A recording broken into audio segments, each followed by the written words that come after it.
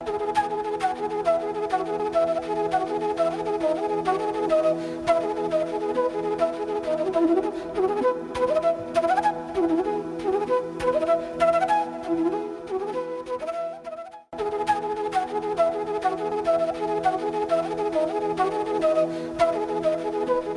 afternoon. Welcome to EduSet Network. Friend, we have organized a series of lectures on political thought and process. We all witness the political process, but how could the process be explained in the eye of thought given by the eminent thinkers? This is a major question, and the different approaches are to study the thinkers who have explained the political process over the years, starting from the Plato to in the present day. So we like to know the different approaches of study the political thought, and in today's lecture we'll mostly talk about the Plato and Aristotle and Indian thinkers. And for discussion on this very topic, we have in the studio Dr. Satish Kumar. He is a eminent political science scientist and currently assistant professor in Central University of Haryana and has over 10 years experience of teaching political science. So on your behalf, I welcome Dr. Satish Kumar for EduSet lecture on the topic political thought and process. Welcome, sir. Good afternoon, everyone. Once again, it is very warm.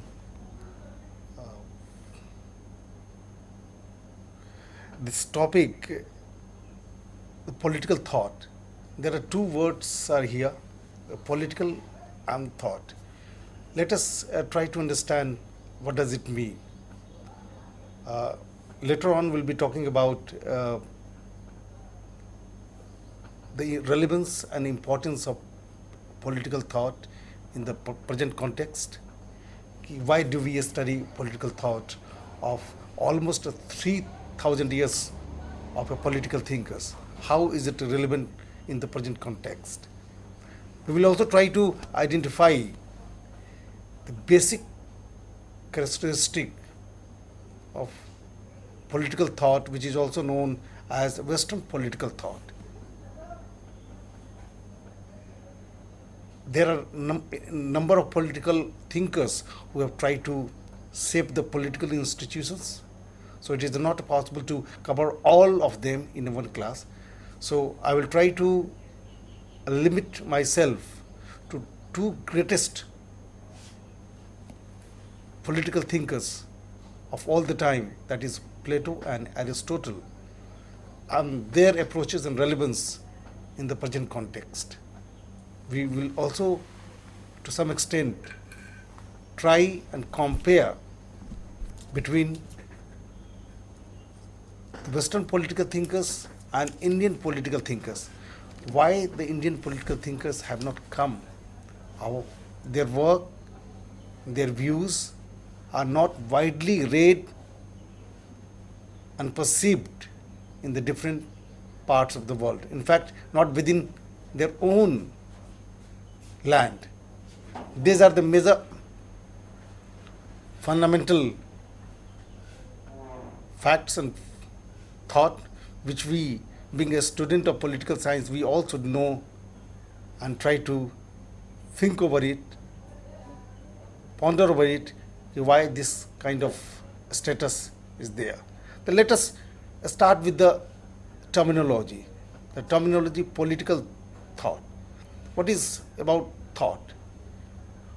Why do we study a thought of a particular individual, not of everybody? It might be possible within our family. Sometimes a lot of wisdom come and flow that shape our life. But the contribution of that individual is not taught in a textbook of schools and colleges. But we read about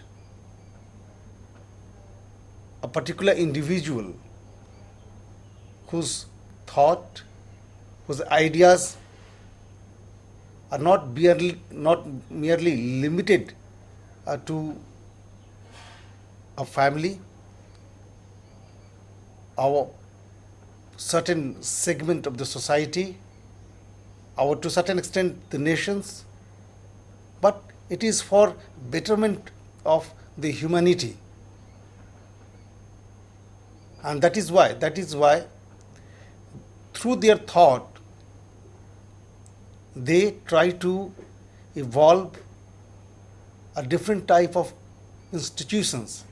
These institutions which redesign the process of political activities. Like when Aristotle said that every human being is a political animal, it means that whatever whatever the activities we perform being a human being, that needs a proper setting, and that proper setting will definitely be flowing from concrete ideas.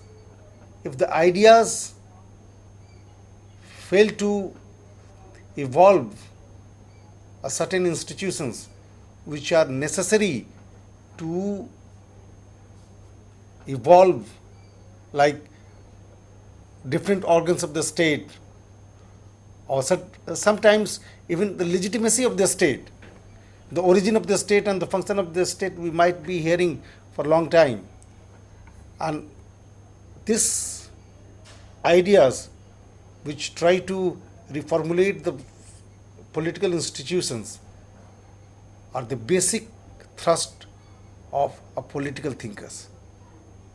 Thinkers are of different types: social thinkers, economic thinkers, and political thinkers. So here we are trying to concentrate on the thinkers who have tried to evolve with the political institutions, and these political institutions have been practices all over the country, all over the world, in a different format. And that is why we study the relevance of political thought remains alive even today.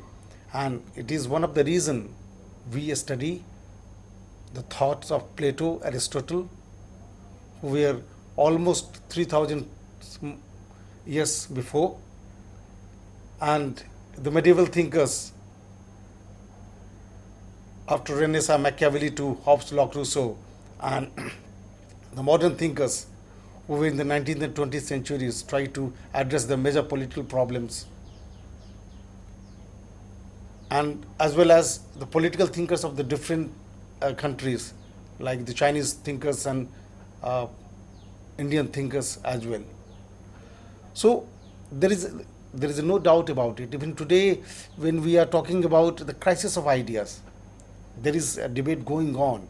And recently you might have heard about a very prestigious journal of international politics, in fact international relations, the Foreign Affairs, has come out with a collections of great ideas which have evolved in the last 6 decades, and which try to evaluate not only the existence of the nation state, but the crisis under which the nation state is going on for the last few years in the different parts of the world. The major ideas which have tried to shape the world, the human behavior, to its relation with the state, all have come under valuations. So it was a very good collections of these ideas. So the importance of ideas becomes very relevant, and once it becomes relevant, the descriptions and revisiting of the political thought becomes equally important. And that is why the political thought of Plato, Aristotle, Hobbes, Locke, Rousseau, or many others, Logic, Popper, all their ideas are being taught in the different form into the colleges and university level. Because without knowing their facts, without knowing their thought, that will be very difficult for us to understand the different format of institutions which are functional in the different parts of the world. Some of them are very successful, some of them are unsuccessful, some of them are very effective, some of them are ineffective. So a correct analysis, evaluations of the political institutions could be done by a clarity of thought of eminent political thinkers, since the civilizations started taking an academic course, and that is why we study the political thought. Now, what are the major approaches of political thought? There are many approaches of the political thought, and one of the approaches is historical approach. Sabine and many other thinkers, they try to figure out that we need to study the thought of any political thinkers in the context of their own time frame. We very easily criticize the thought of Plato in the present era on the many strands of the thought of Plato, like communism of wives, or private property, or many other thoughts on which Plato has written in Republic, Statesmen and Laws. But to see in the context in which Plato delivered his thought, it was almost 3,000 years back. It was altogether very different socio-economic factors were prevalent. It might be possible the same scenario could be replicated in the many parts of the world, but criticism or evaluations of the thought of any thinker could be only meaningful if you try to contextualize in the terms of his own surroundings and time in which he delivered. But historical approach has become one of the major factors of explaining the thoughts of the eminent thinkers, whether it was Plato, Aristotle, Hobbes, Locke, Machiavelli, or many others. Another approach of the political thought to study is analytical. Analysis, whether it is done by Karl Popper, or it is done by Weber, or recently the many theoreticians have tried to explain the thought of eminent thinkers in the different perspective. The third approach is explanatory, and from there, how does the scientific method has tried to evolve? Means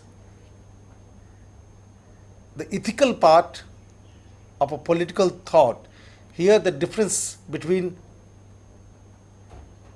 thought, philosophy and politics started taking place. Means when any political thinkers are trying to determine, trying to explain any political thought in terms of ethics that could be a matter of personal ideas, and that personal ideas could be abstract as well. It cannot be put down on a practical reality, and that is why the scientific method through which we speak, whatever we speak on the basis of facts and figures, and through the facts and figures we try to assert any ideology, any ideas which are good for the political institutions. If we want to create a state, our different organs of the state, our legitimacy of the state, it has to be proved through a scientific method. All these ideas, it might be, we can, the debate is still going on in the discipline of political science, whether it is a historical approach or descriptive approach, or a Marxist approach. All these ideas have its relevance in its own sphere. With this movement of the scientific method, it has tried to disseminate the ethical point of view, but at the same time, in the late 1960s and 70s, the descriptive and historical methods have once again got its relevance and importance, and many books have been written in the same perspective to analyze the importance and relevance of political thought. So again, we would like to mention this, that all approaches have different styles, and their relevance cannot be mitigated because of the eruption of the new dynamics. Earlier has its importance, it has been overtaken by another, but with continuation of the development, in the relevance are still there, and we could study the political thought in that perspective. Why do we call the political thought as a Western political thought? This is one of the merit and demerit as well that we also try to identify. That one of the characteristic of political thought, as we study not only in European countries but in Asian as well as in India, the all political institutions is being designed, redesigned, reshaped by the ideas of Western political thinkers. Whether it started with the Socrates, followed by Plato, Aristotle, the Greek thinkers, to European thinkers, Machiavelli, Hegel, Hobbes, Locke, Rousseau, J.S. Mill, Bentham, and all. Most of them belong to the European countries. They have studied and lived in Europe. They face the problems, socio-economic and political problems of Europe. It might be possible that the same kind of situation, political situations, were prevalent in third world countries, or especially in the Asian countries and India as well. But all of them were not equally relevant to the context of Asian countries, especially in India. But it is very unfortunate. It is very unfortunate that when we talk about the form of democracy, whether democracy is being criticized by Plato and Aristotle. It was lauded by modern political thinkers of the Europe. The way, the component which designed the democracy, it is still being debated, and that is why democracy is one of the most controversial theme of the contemporary times and even today. America has been taking this as an issue of democracy to establish its own hegemony in the many parts of the world that we might have seen.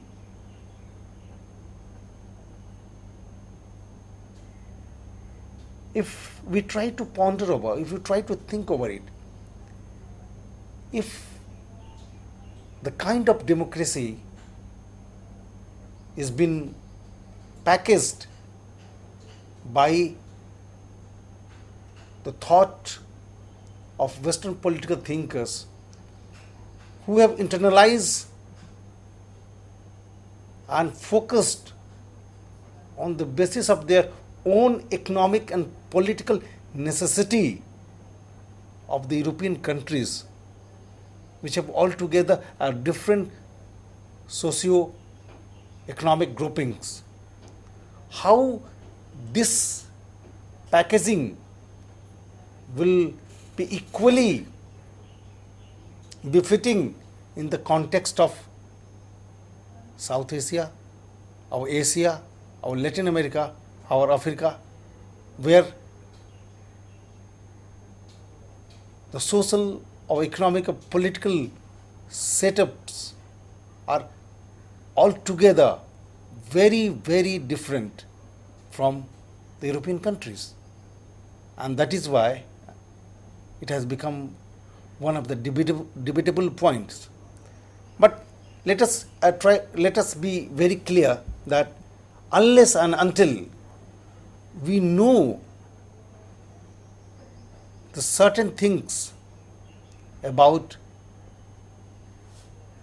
the political thinking of a great eminent thinkers who try to redesign the major thought of political institutions, we cannot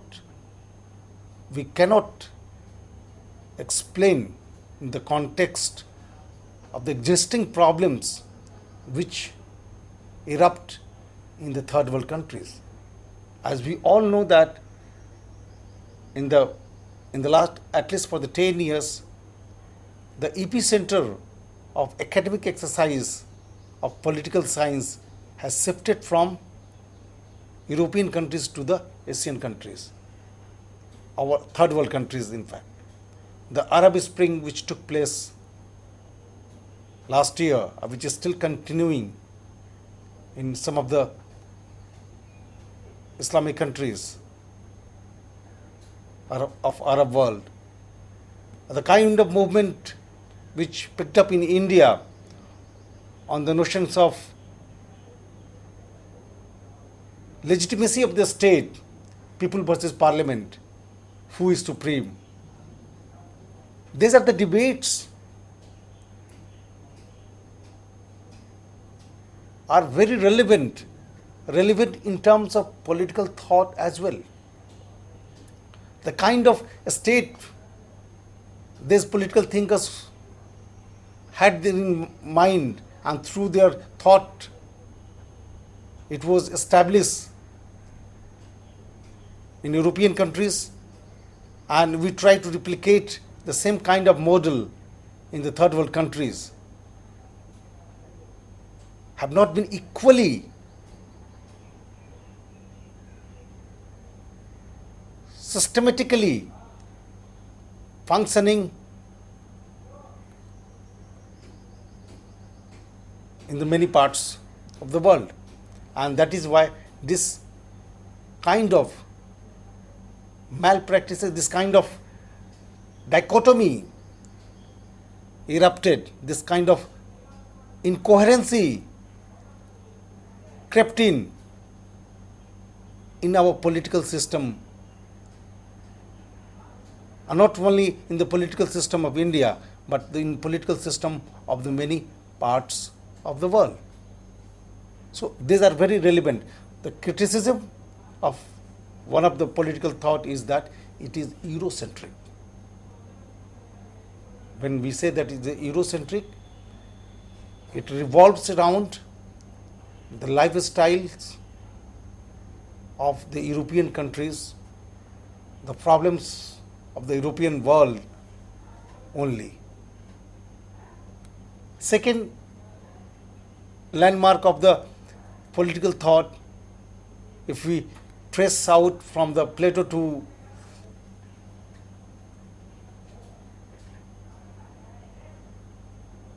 except J.S. Mill to many modern political thinkers, that it is also anti-feminist or anti-female. If we do not, feminist is supposed to be a movement, so let's call it anti-woman.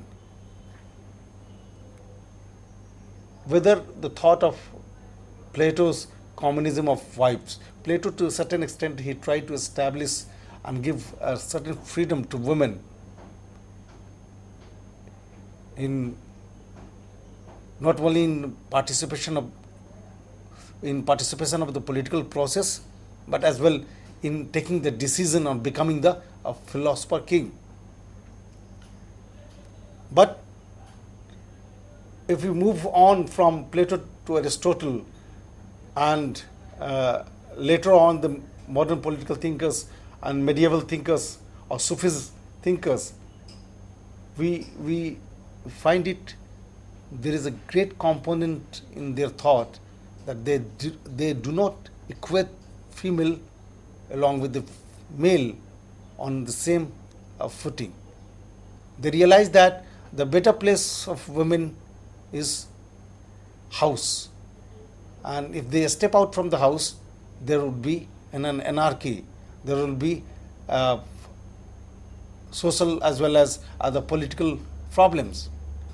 And that is why when we discuss about the post independence scenario, especially in the last 30 years, the status of women, it is also byproduct of the great political thinkers who have tried to shape our political as well as social institutions, in which the female were not given the equal status.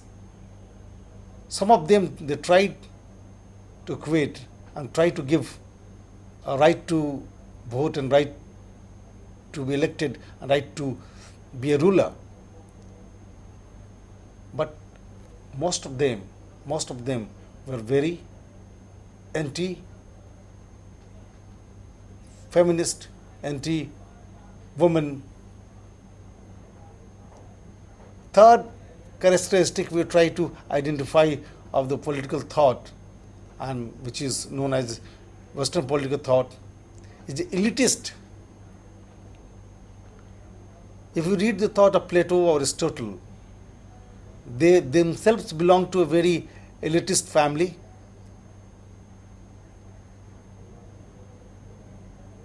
Their thought were also revolved around the elitist structure. And that is why one of the lacuna before the Marx, our Marxist theory started dictating the terms of political ideology, become one of the most impressive political ideology of the world. All of them are trying to assert that the political power could be used by elitist group much better and effectively than the larger section of the society. So through their thought, they undermined the importance and intelligence of the larger section of the society. So it was another hallmark of Western political thought. Now, before going to Aristotle or Plato, Aristotle, let us also try to compare why do we study much more about the Western political thought than the Indian political thinkers. Why is it so? Why is it a regional bias which are prevalent? As we all know that there are eminent political thinkers were equally productive, intellectually, if not superior, they were not inferior as well.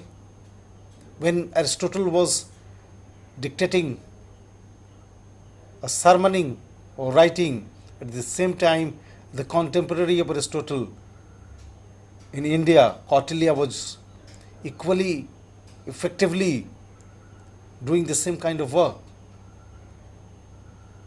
But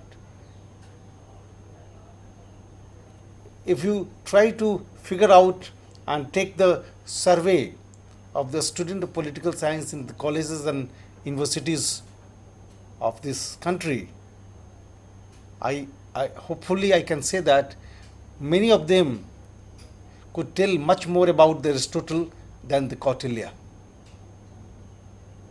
This is one of the lacuna. This is one of the lacuna, and this is one of the, I think, a policy of higher educations or designing of the syllabus or undermining the importance of Indian political thinkers in doing research, writing books, making the books available for the students, so we can better understand the thought of many political thinkers on which we know a very little.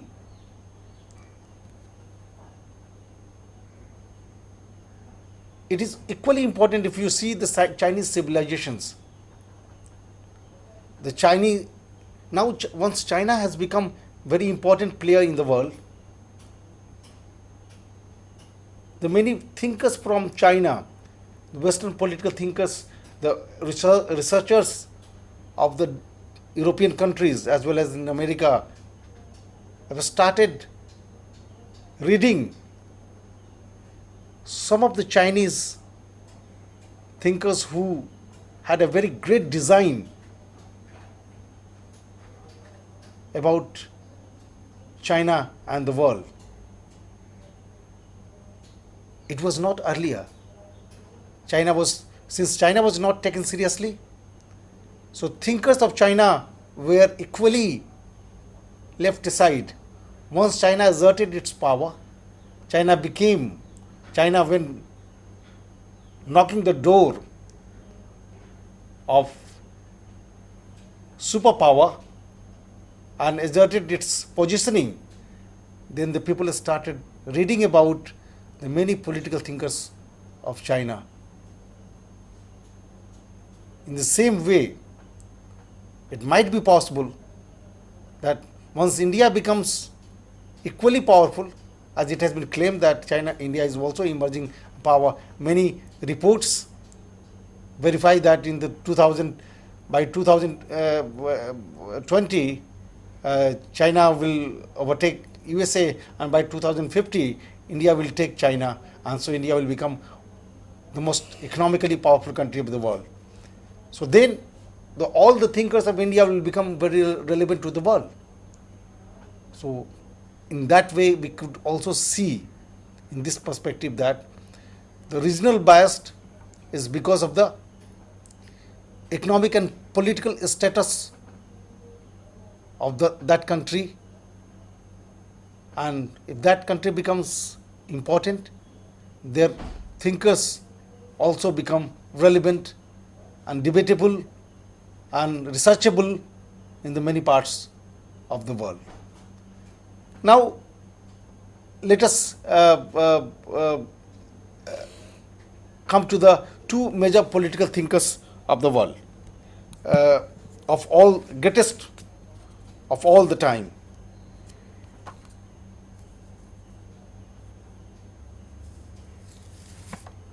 Plato. There are many thoughts. He has written many books, but three of them were very important: Republic, Statesmen, and Laws. All the three books have a different components in great detail in which he dealt with. And we also know that Plato has been regarded as the epitome of idealist political thinkers. So, if we try to identify of the writings of the Plato, we will come to know that in his the most important writings, that is the Republic, it moves around on the idealist ground. Idealist in terms that he relocate that the political institutions will be designed in a way that will cater the best of the interest of the individual by being the virtue which lies in everyone's heart, and that virtue will dictate the terms of creating a viable, effective political institutions. But in reality, that does not happen, and which has been realized by Plato himself. So when he wrote Statesman,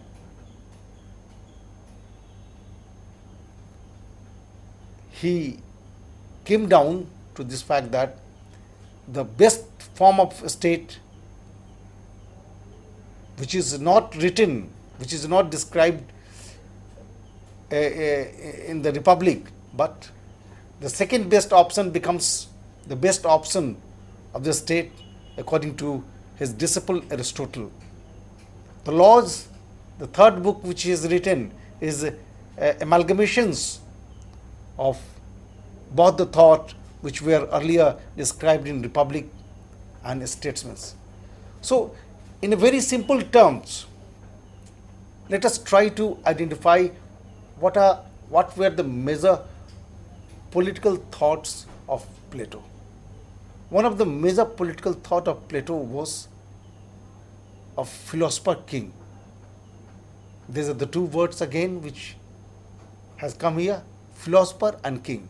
Means a philosopher can be only visionary, effective,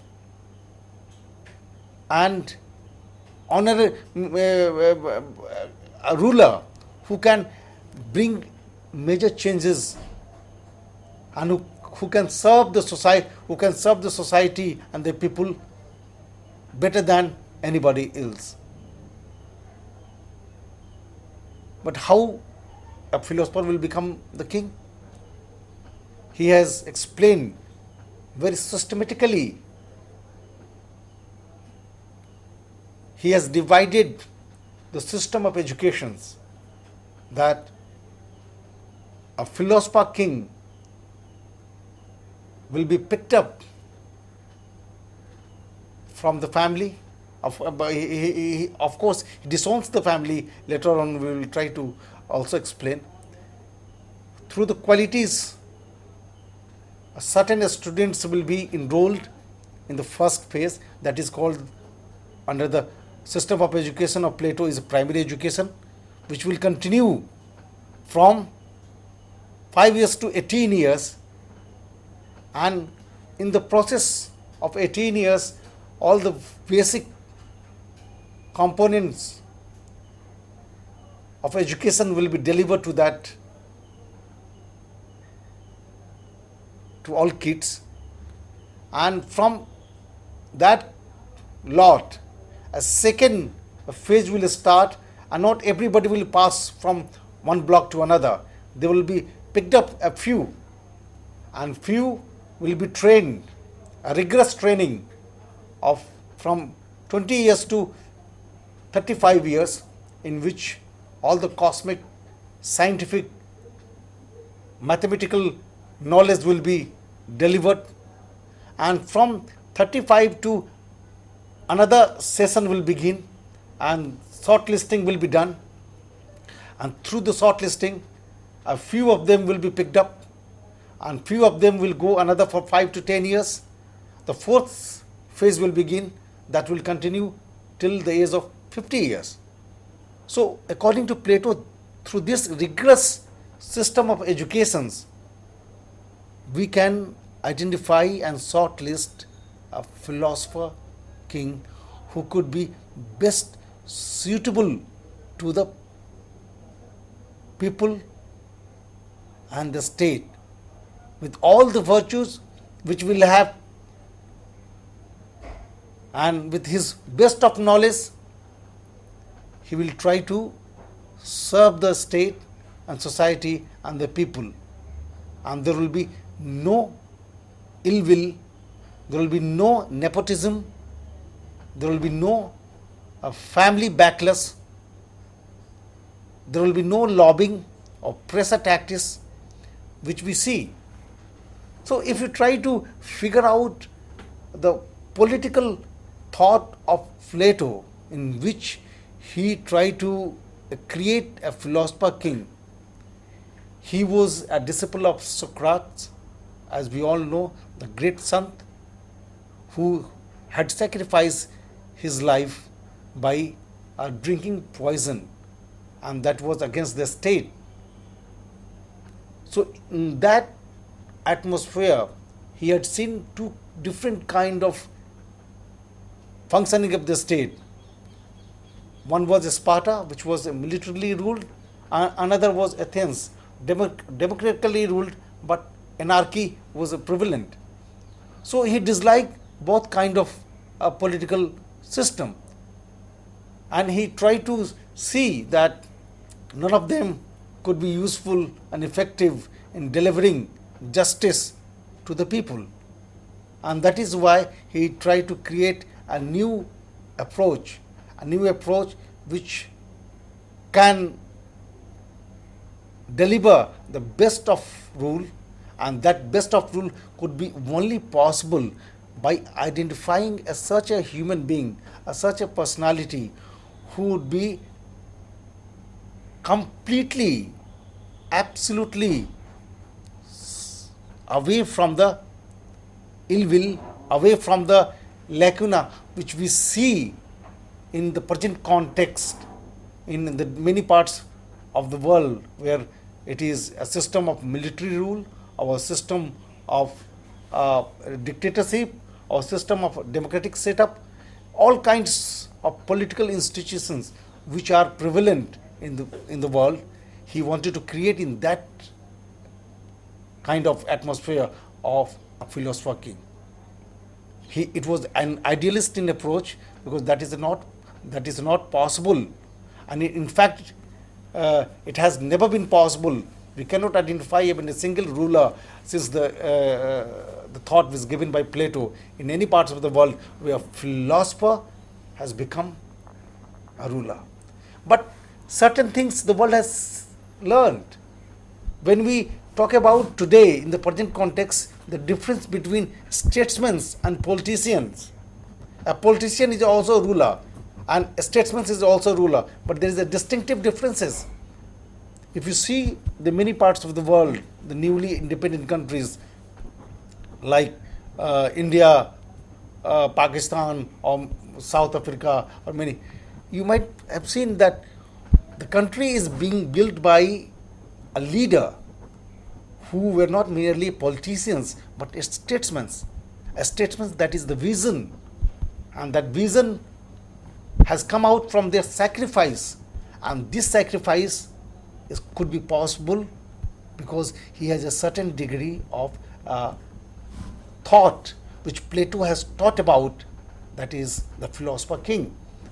Means through his educations he has come out to shred off the ill will, the shred of the system which create a problems in the political process. So that was one of the major thought of Plato. The second major thought which were being still debated and which has been in fact criticized by the disciple Aristotle, and that was the communism of wives.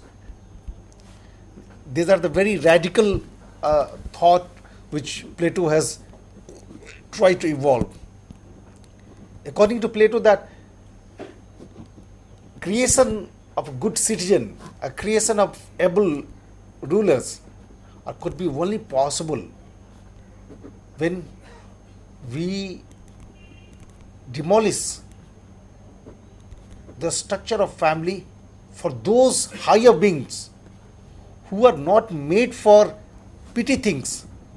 That is why he describes the human being in the four category: the category of intelligence, category of courage, category of appetite, and category of justice. Means if somebody is lived to enjoy their life, to have all the physical desires to be fulfilled, that is appetite, this kind of lowest category according to Plato. And as we all know that if you try to correlate with the capitalist structure, the Plato goes absolutely against it. So in the second category of human beings is courage, and that courage is a bit higher than the appetite, and the major responsibility of this category is to protect the nation from the external enemies as well as maintaining law and order within the country.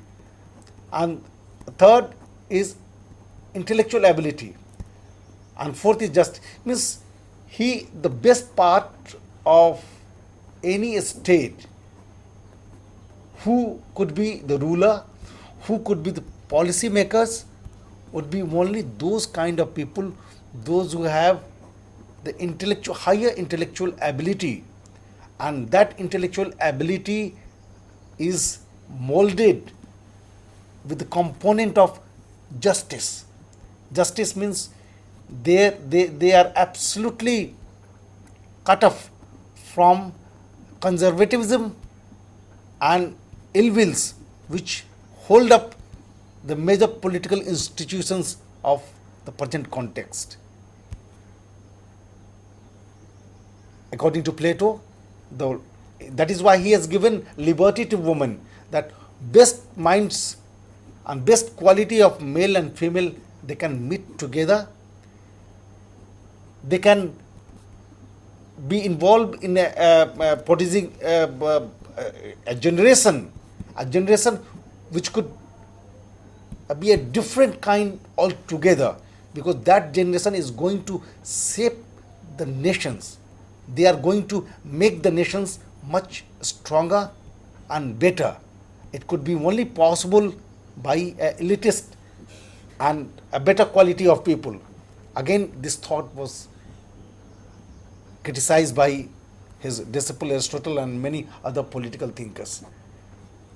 Besides the communism of wives, there are many other political thought which were being given by Plato, but most of his thought were idealist in outlook.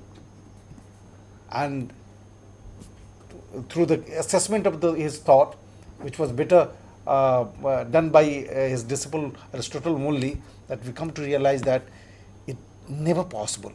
And that is why it remains on a high profile ground, it remains on the pen and paper, it remains on the level of ideas, which ideas has never translated into reality. And the second major political thinkers which we study is about Aristotle, that is the disciple of Plato, and that is he is called the father of political science. Father of political science, because he is one of the political thinkers who has seen and tried to evolve the reality in the field of political science.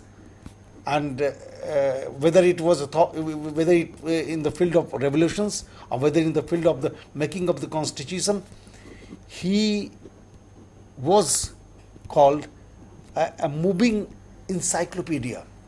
The most learned person on the earth has been as he has been known to this world. So he has written extensively, and he has written extensively not only on the ground of a very abstract ideas, but it was done through the research. And when the modern political theory, which is emphasized on the scientific method of political science, it has started with Aristotle. While giving the classification of the constitutions, good form or bad form, he has researched almost of 50 or more than 50 constitutions at the time were prevalent in the different parts of the world. So his knowledge and his research were immense. But in the last, what I would like to say by concluding that political thought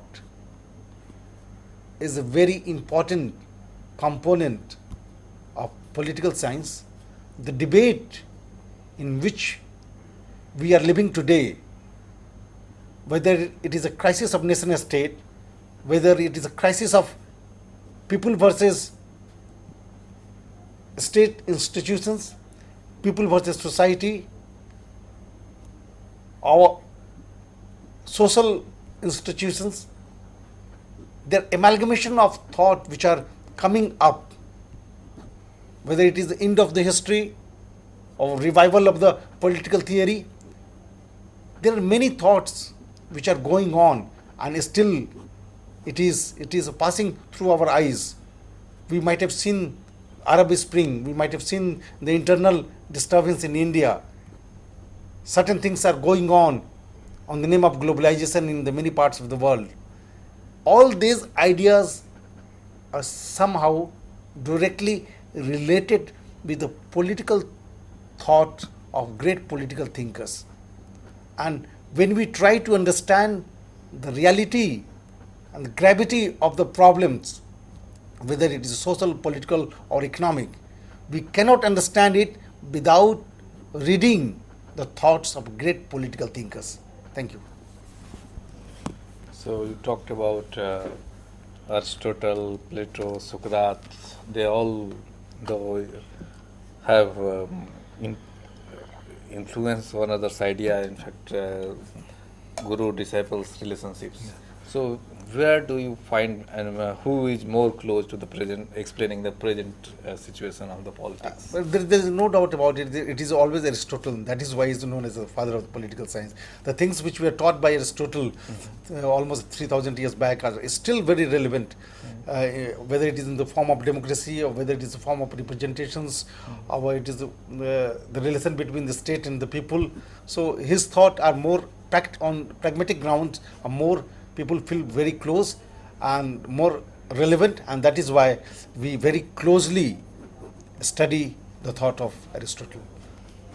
And what another element which you find that need to be taken care of, which the current century has offered? Is there anything like that which you failed to explain? The one major thing which we need to emphasize that Indian political thinking, on the platform of Indian political thought, there should be an attempt be made to know much more about it. There is a lacuna on the part of the government at the policy level. At the same time, there is also a perspective of the people could be changed. There is need to be a change. When we try to idealize and think about any individual, whether it is Gandhiji or Nehruji or Raja Ramohan Rai, we try to idealize larger than lives. We put them in the category of God.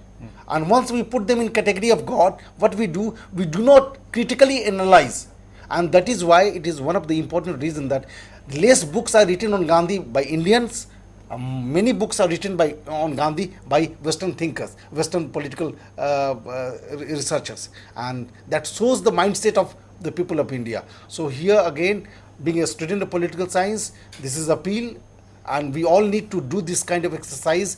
We do not idolize our political thinkers. We need, if you really appreciate the political thinkers, we need to work on them. We try to identify critically what they have thought, what they have preached, and about their political thinking.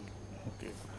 So, well, friends, as Dr. Satish Kumar said, that we need to have a critical approach to study the any thought or any thinkers. We just not only idolize and follow what he has said.